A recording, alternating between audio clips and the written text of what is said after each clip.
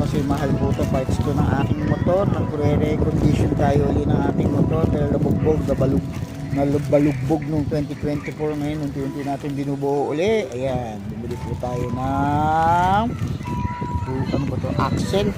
Rear axle ba to? Ito rear axle. Sana tama. Ayan o. Balik pala.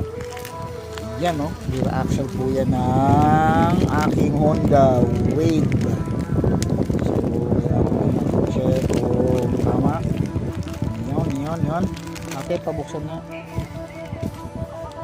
Ito na. Pinuksan ko ng aking mga gulali. Ayan, tingnan natin kung maayos nga po ba. Parang maikli. Dapat clear. Haba yung ano ko. Sa likod kasi kaya sa likod. Okay, parang pang front lang to. Yan po oh. Mura lang po to. Otaka. Nakalagay rear. Axle Wave 100. So hopefully pumasya. Ito makahaba yung rear axle lang. Kasi guys ang problema ko dun sa rear axle ko na luma. Actually yung nabili ko yun sa punan lang naman. Problema may mga tama na dito.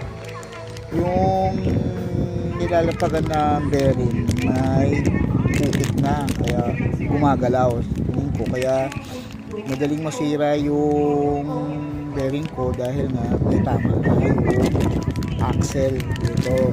Dapat tipid lang siya para hindi gumagalaw kaya may galaw. So yun, kung may galaw na siya nagiging cause shot ngayon ng madaling masira yung iyong bearing.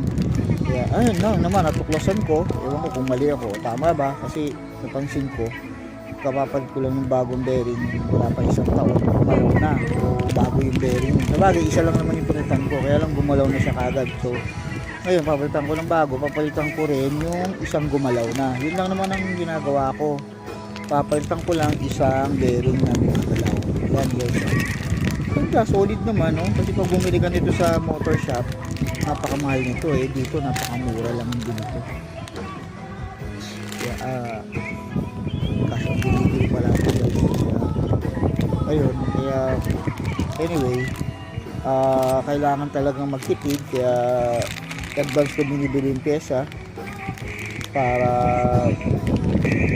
pagdating ng kailangan ng palitan madali lang ako makakapagpalit ng pyesa ayan no so ito na yung rear axle check ko pa maganda dito sa bagong rear axle ko may lock siya ayun no hindi naka-screw niya ayan no may lock may lock so safe siya hindi tatalon yung screw dahil may butas yan ito yan guys may butas ayan no nakita nyo may butas so safe no lalagyan mo lang yan ng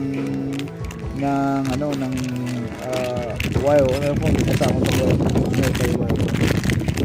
China no galing sa China to China ba Japan Osaka basta mura lang siya kaya wala tayong problema ngayon no yan babaklasin ko na and then baka bumili na lang ako ng uli ako ng bearing antay lang ng konti wala pa namang gig kaya kailangan natin magtipid dahil kaya ngayon DIY na lang ako kasi nangihinayang ako sa 50 pesos o sa 250 na binabayad pag pagawa 100 sayang ang inisip ko lang isang pyesa na lang yun okay guys hanggang dito na lang the rear axle ng aking service